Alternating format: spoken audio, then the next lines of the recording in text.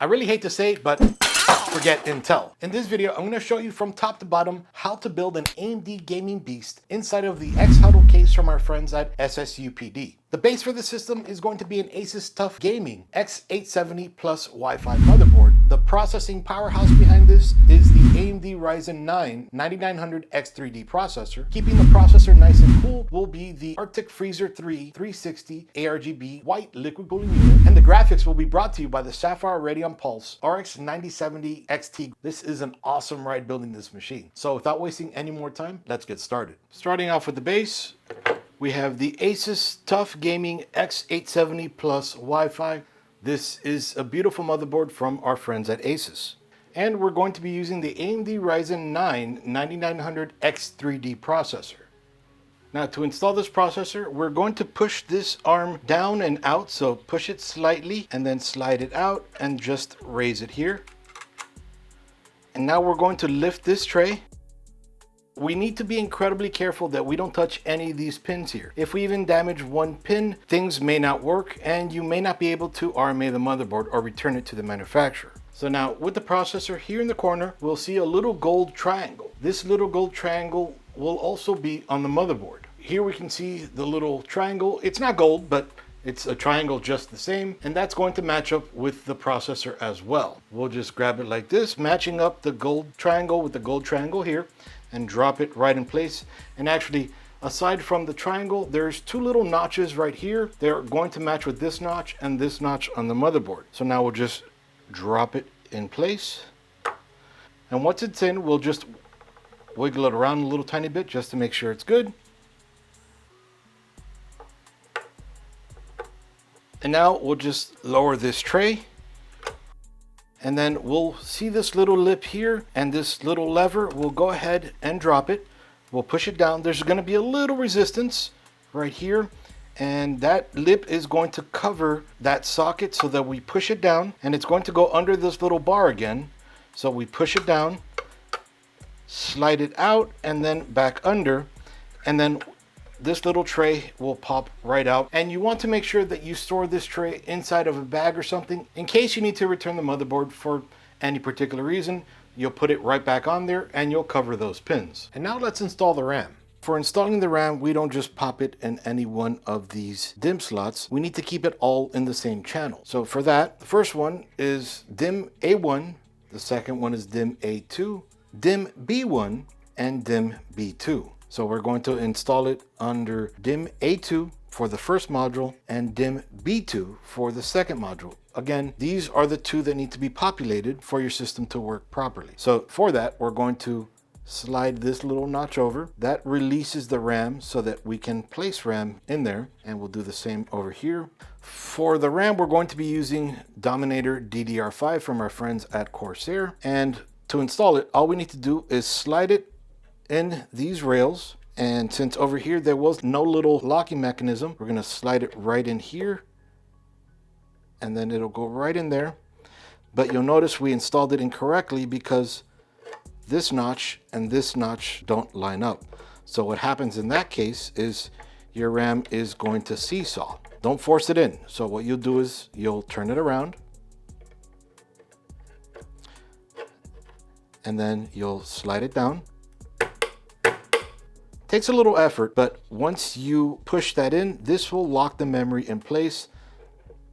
That's not going anywhere until you open it up again.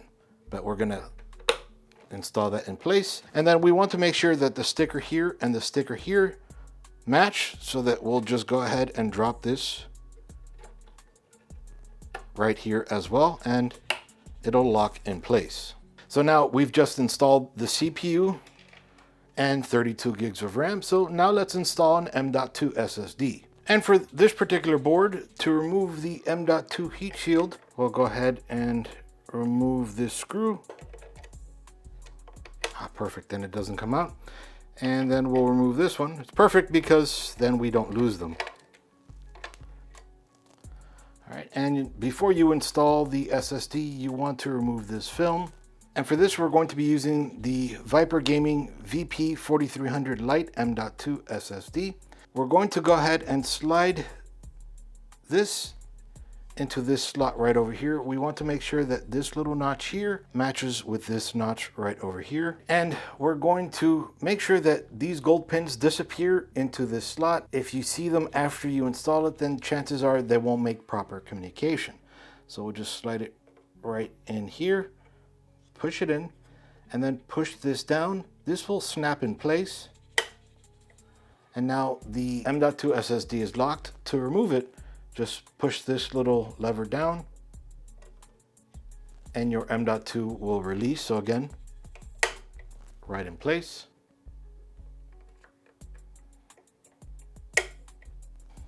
And now we'll remove this film. And then we'll put this right over here and this one right over here. Might be a little difficult to see at first. You might have to play around with it a little bit, but once you have it in the correct holes, we'll just go ahead and screw that right back in place.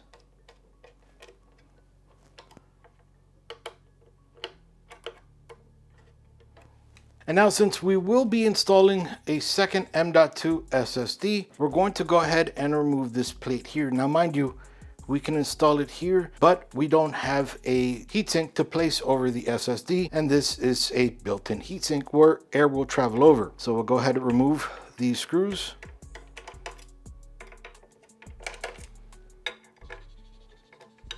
And I love the way they did these screws. They don't totally come off, so you don't lose them. And then same way we did the previous SSD, we'll just pop it right in here. There we go. That one actually had to snap in place.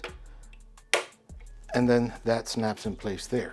And again, since we're going to be using the top, we'll remove the thermal film from there. And then we'll screw it back in place.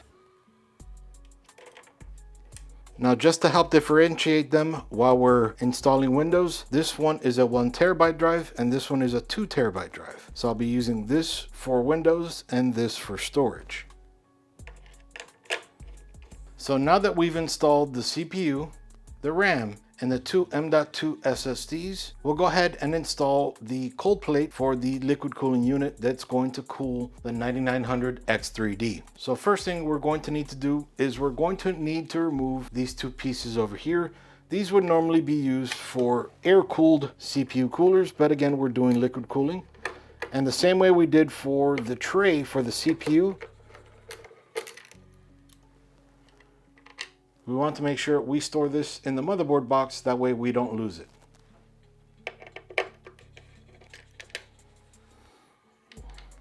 After removing those two clips from the CPU, we're going to be installing these right over here, over these pieces of metal here from the back plate for the Liquid Freezer 3 360 A-RGB. So we're just going to cover them with these little caps.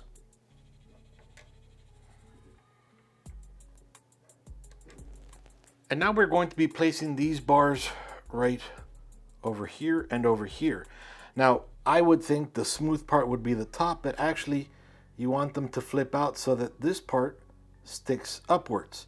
And you want it to be like this, like a C, and this side like a reverse C. So you want it to be just like that. And then we'll go ahead and place the screw right in here. And we'll tighten it just with your fingers first, just for threading. And now we'll place the other one right there. And the same, we'll drop a screw in there and thread it. Now that we have both screws in and they're threaded, we'll go ahead and just screw them in.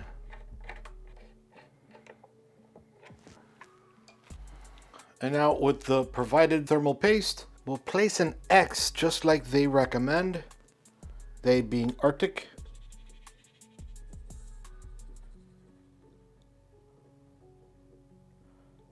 Just making sure I get everything nicely. And one more for good measure right there. We want to pull it in just to suck up the additional in case we need to use it again later. Close it up. All right, and now for the cold plate, we need to make sure that we remove this film.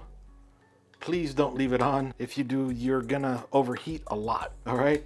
So now we're going to place the cold plate just like this so that it's facing the PCIe slot, and we'll turn the tubes over just so that I can give you a better angle. And we're going to place these two screws over these two screw holes. And again, removing that film.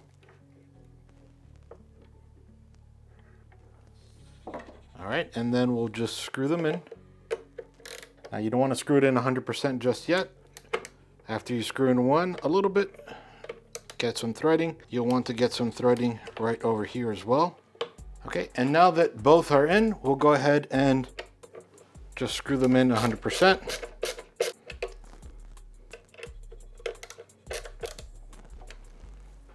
And now we remove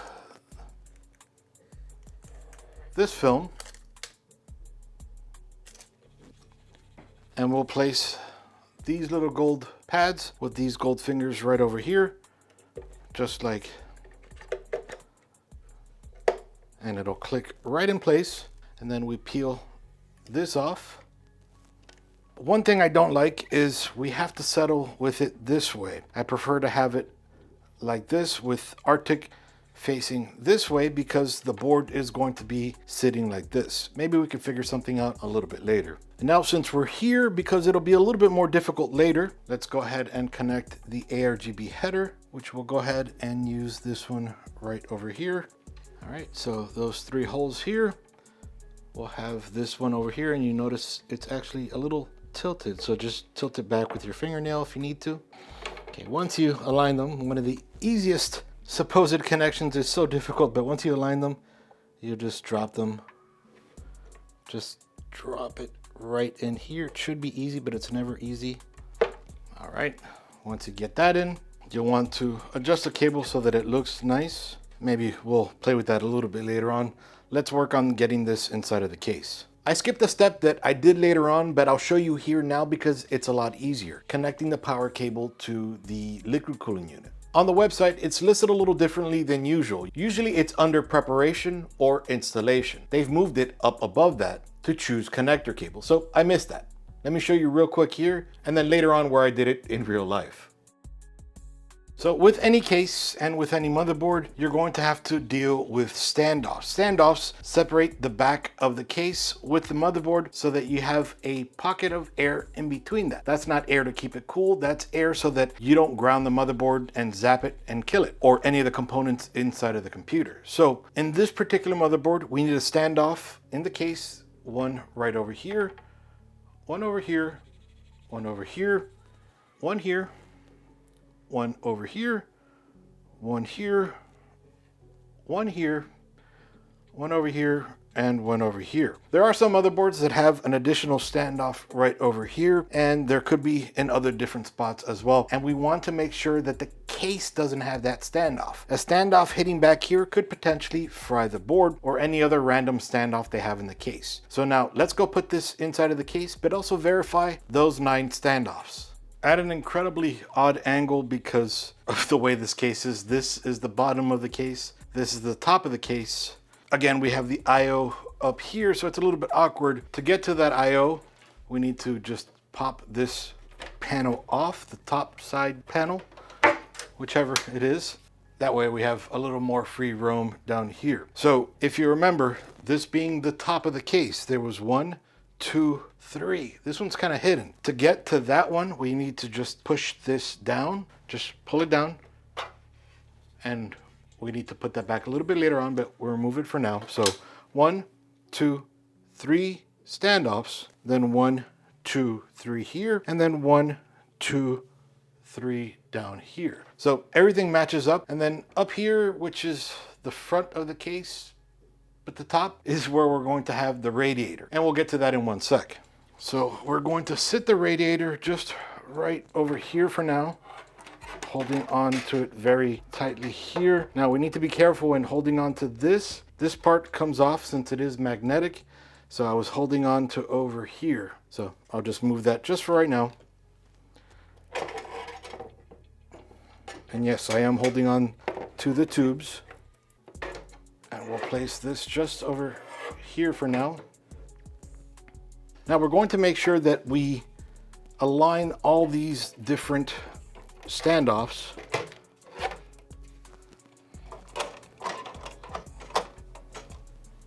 And then also making sure that the I/O sticks out over here correctly.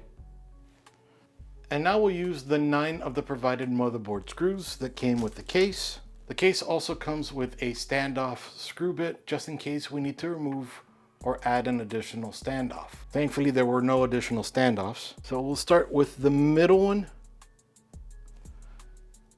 And it's always best to have a magnetic tip screwdriver.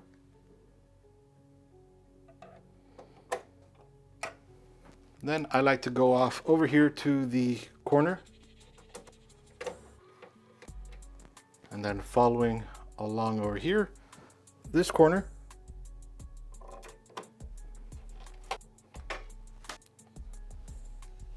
And then just fill in the rest.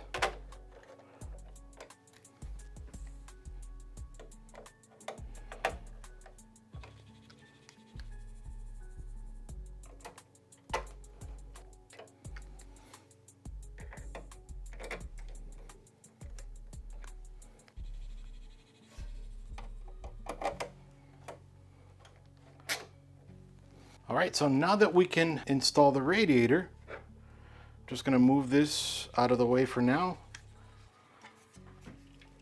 Just pop it right over here for now.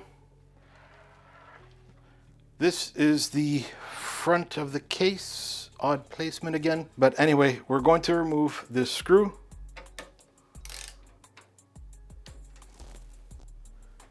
And then angling towards the fans in the bottom of the case, we're going to slide it forward and pull it out, just like that. Now I'm gonna stand the case on its side and do the radiator on the outside for right now. Now with the case standing up and the radiator here, we're going to be placing the radiator just like this, tubes at the bottom. So in order to place this, we need to make sure that this railing system has these facing up.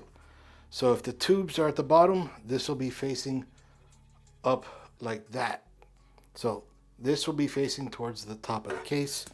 We'll be facing this way. Okay, and we'll go over that in one sec. All right, so now we're going to need 12 of these screws and 12 of these washers. They come with the Liquid Freezer 3, and we're going to be screwing it in right over here on the radiator, connecting that frame that we pulled from the front of the case to the radiator. And we don't want to tighten it because we want to make sure all of these align. So give me 1 second and I'll be right back.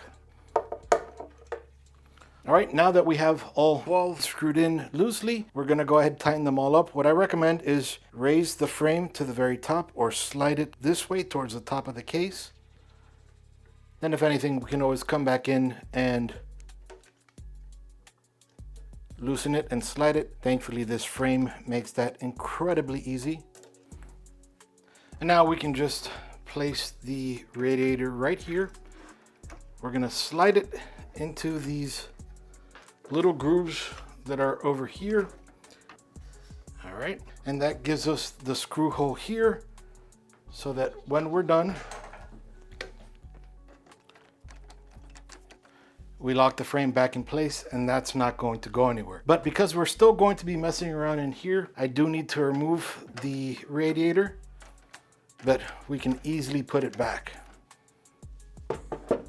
The reason we need to remove it is because we have the two 8-pin EPS CPU powers, and then we have additional PWM headers here in case we need them. It makes it incredibly difficult to get to with the radiator in the way. Since we're being stopped by these, let's go ahead and connect or install the power supply.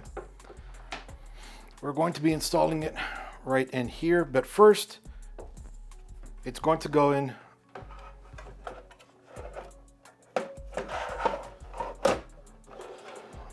just like this. But now we need to make sure we have all the power connections. So let's figure out everything we need first. So since we're down here, we're going to go ahead and install the SSD. Now, I'm not really going to be using one, but I wanted to show you how to install it. So we'll just unscrew this down here, and we kind of just slide it out. And we're going to be using these screws, 4 of them. So with the inside, so turning it around just like this, we're going to put the SSD just like this. And now we're going to line up the screw holes back here with the holes right over here. Might be a little bit difficult to see.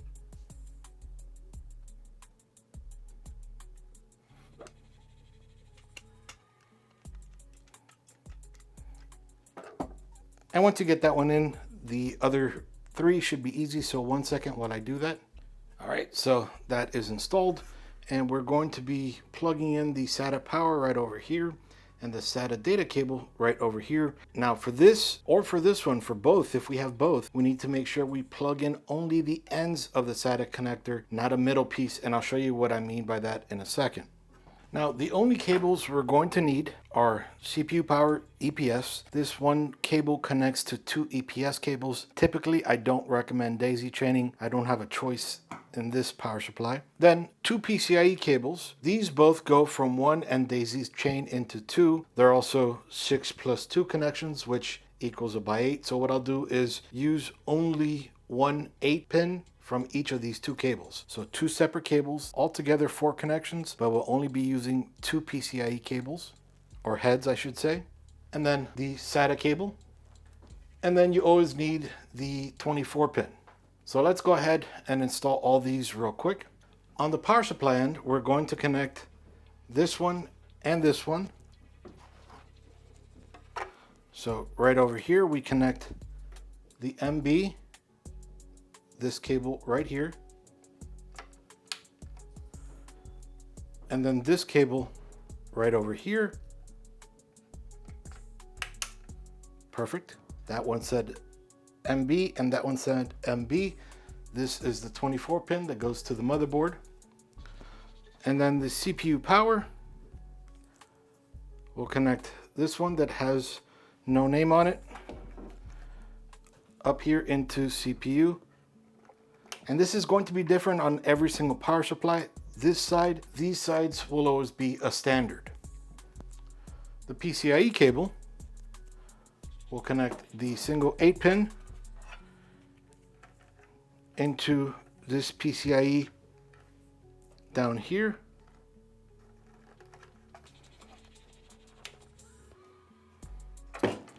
And the second PCIe will connect this solo 8-pin into this connection right over here. And lastly, the SATA cable will connect this 6-pin into peripherals SATA right over here.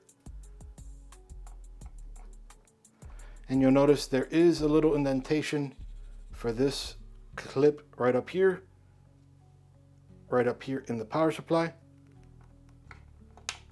So now we have all the cables we need. So we'll just slide this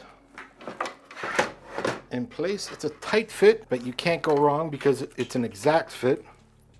Then I'll situate the power supply here. And then I used the 4 provided power supply screws that come with the case.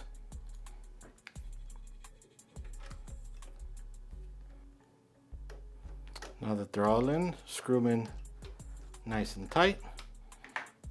All right, now because this is different for all of us, this case design,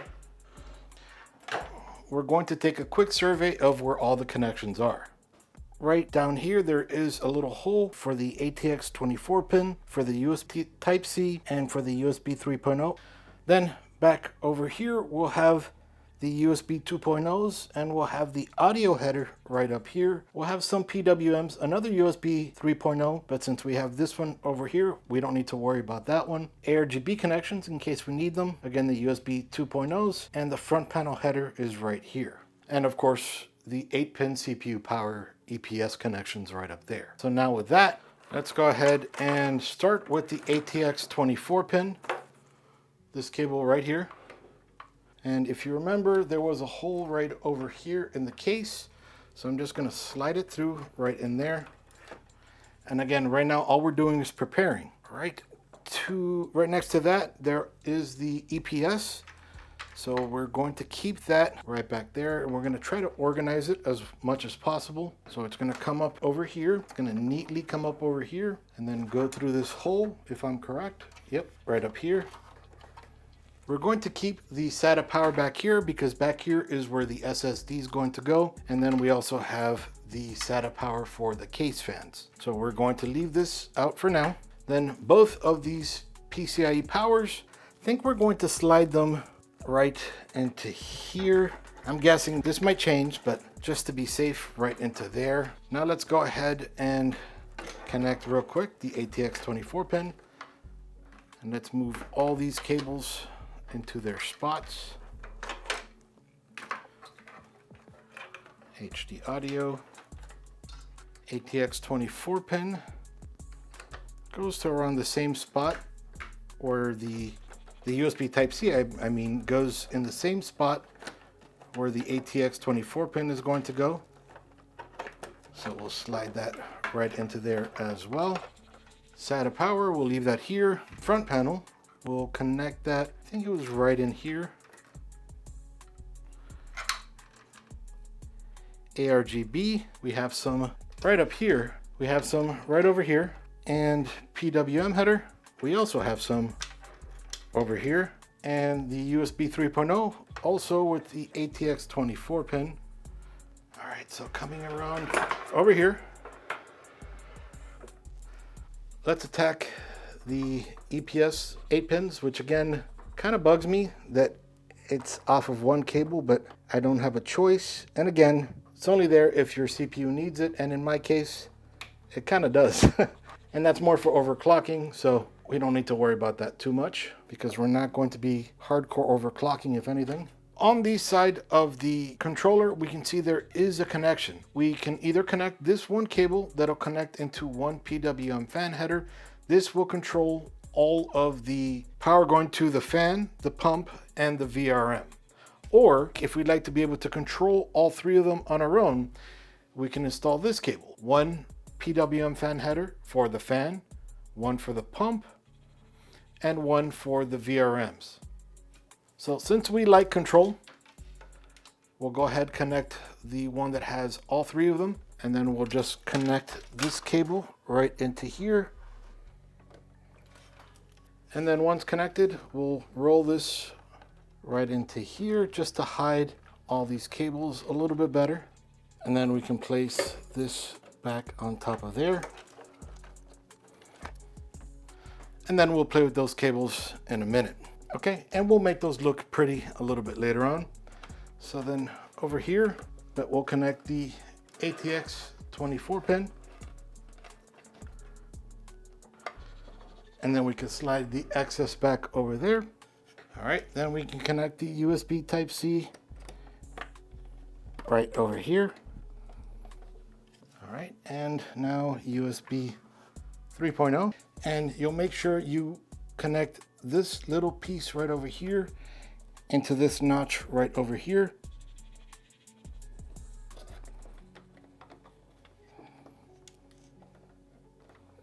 All right, connected. And now the HD audio, which is connected here, but we should connect over there. So let me move that cable real quick, one sec. You'll see that missing pin right over here, and you'll match it up with that missing pin right down here. Now that we have that HD audio connected, we'll connect the PWM fan header for one of the fans. Easy connection on any one of the PWM headers. And then we'll connect the A-RGB connector in any one of these ARGB headers. All right, that was an easy connection for some reason. And then the front panel connector, it'll go where this missing pin is here. We'll match it up with this missing pin right here. Perfect. For all of the connections here for the liquid cooling unit, for the controller, we'll start with the VRM connection. It really can go to any one of them, but I'm going to keep it for CPU fan optional, which is the top one here. And then next is the fan, which will connect into the CPU fan. And lastly, the pump will connect that right over here into the AIO header. And again, we'll sort these cables in a minute. And then of course we have the ARGB for the liquid cooling unit, and we'll connect that right down here.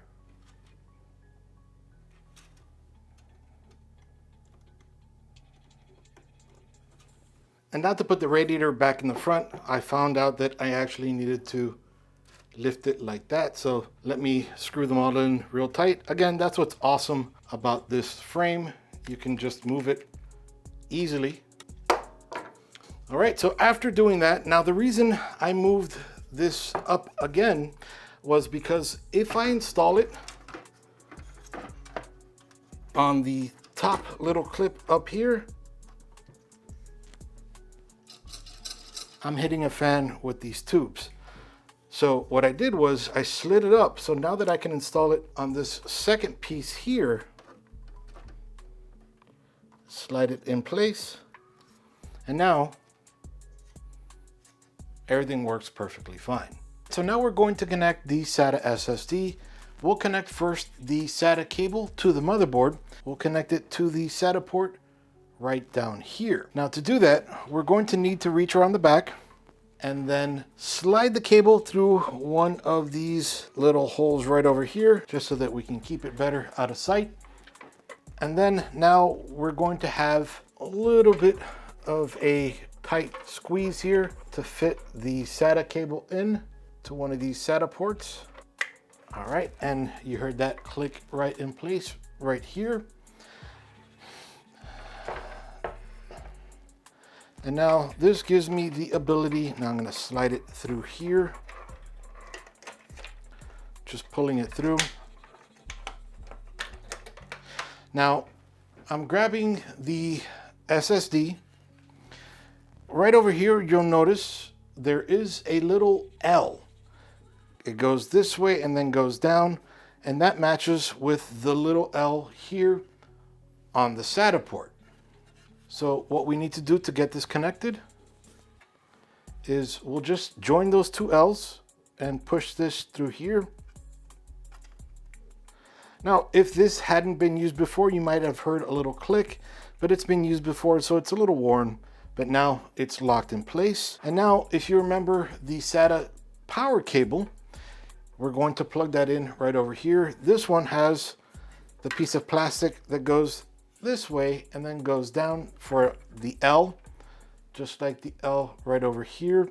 And if you remember before, we're not able to use a middle piece because it's too wide. You see how much space we don't have here? So that's why we need to use an end. So we'll just connect it like that, L to L, slide it in place, and now it's connected.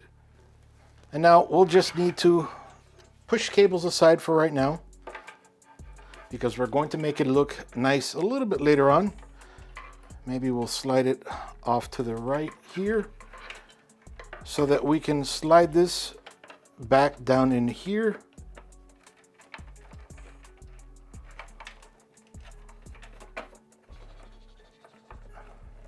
Get the excess cables out of the way.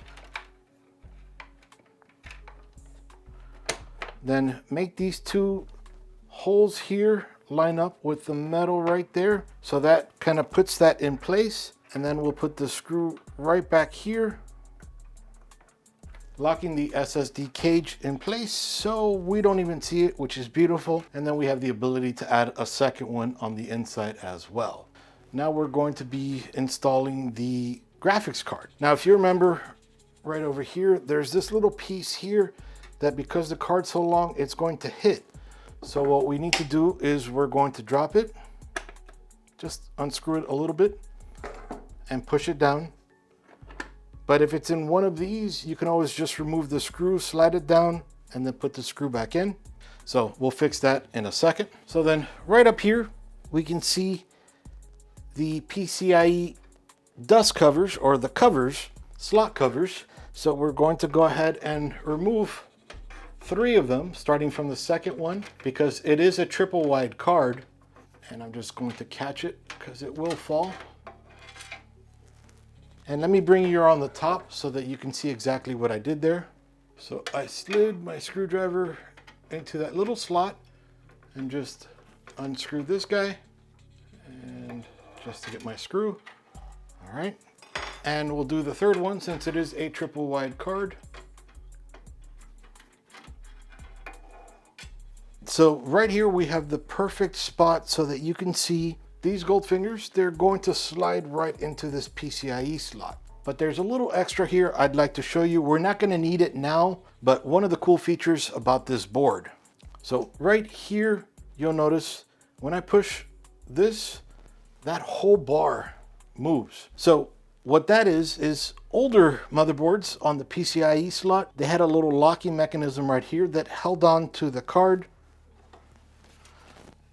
that holds on to right over here, not allowing the card to be pulled out, which is great, but sometimes that's really hard to get to. Now here, you're able to get to the very end of the board above the card sitting this way. Up here would be the top, down here would be the bottom. So you push this and that unlocks the card so you can pull the card out. So let me show you real quick, and then I'll show you how to properly install the card. So once I slide it in, it'll click in place. All right, now listen to this. All right, that was the card clicking in place. Now pushing all this tubing aside, you'll notice that little button right over here, that is what releases the card. So if we push it, you heard that little click, and then we can just easily pull the card out. That's pretty awesome. So now let me show you the correct way to install it. As I mentioned before, these gold fingers will disappear into this PCIe slot. So moving this out of the way, we'll slide the card and then slide it into that PCIe slot.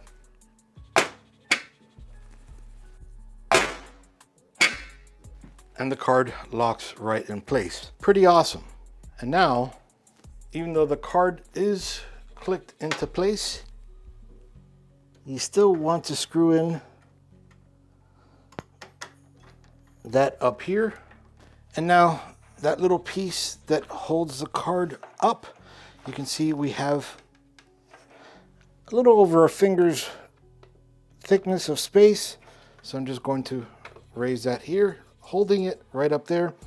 Then I'm screwing it in, and now it's good there. The card isn't going anywhere other than the fact that it's screwed in. And now we need to plug in the PCIe cables. So it is a 6+2, so we'll just join this up. You'll also notice, as I mentioned before, this has 2 PCIe connections.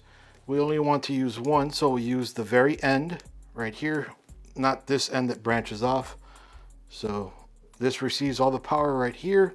So we'll just plug that in right here, and you'll hear a little click. Okay, that's plugged in perfectly. And now we need to plug in this one down here. I'm gonna bring it a little bit closer so you could see it. All right, so again, double, we'll use the end where all of them join, not this end, and then we'll join the 6+2. And then we'll just plug that in right over here.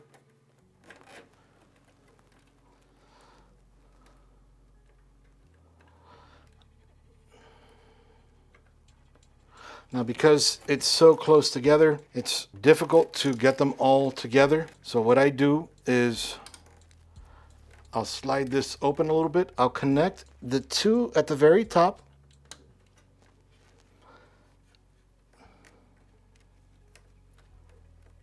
And then I'll connect the +6 right here, and you'll hear it click. All right, the card is snapped in place. And now we'll just join this little VRM fan. Click it back into place.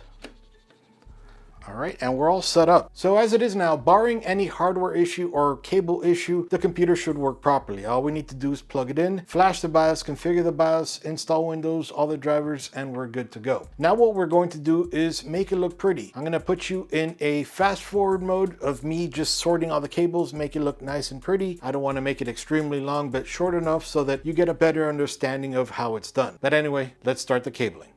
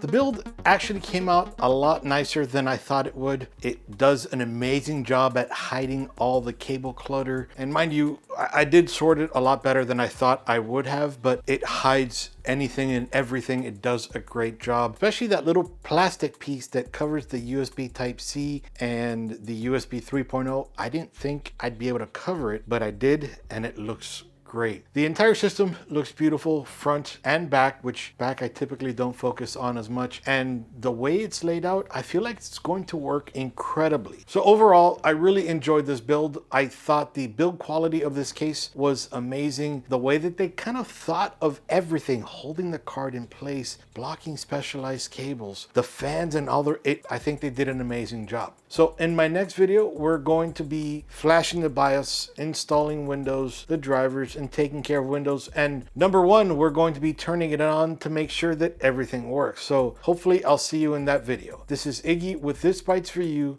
doing a brand new build inside of the XHuttle from our friends at SSUPD, along with the beautiful motherboard from Asus, the X87. Iggy with ThisBytesForYou out.